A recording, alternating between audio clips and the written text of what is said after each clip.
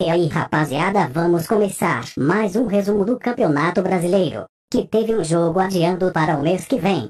E tivemos dois jogos sem gol entre Santos e Flamengo e no Sul Grêmio e Santa Cruz, então sem perde tempo vamos lá.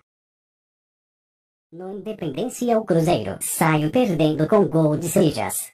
Mais longo depois Rafael Sobis empatou aí vem o Abila, Rafael Sobis, Rafael outra vez e no final. Alex diminuiu para o Internacional final Cruzeiro 4 Internacional 2. No Moisés Lucarelli a Ponte Preta venceu o Botafogo com gol de William Potker e outro de Reinaldo final Ponte 2 Botafogo 0. No estádio do Morumbi, o São Paulo até saiu na frente com André Chaves mais Michael Well. E Lucas Prato deu a vitória para o Atlético Mineiro final São Paulo 1 Atlético 2.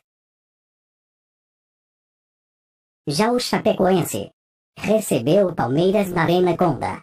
E já no começo do jogo, abriu o placar com Kempis, mas o Palmeiras empatou com Jean final Chapecoense 1 Palmeiras também 1. Na Joia da Princesa, o Coritiba saiu na frente com Rafael Veiga com um bonito gol de cabeça mais longo depois Juninho empatou o jogo com um gol contra e já nos minutos finais Marinho virou o jogo. E deu tempo por Chiesa ainda fazer mais um final vitória 3 Coritiba 1.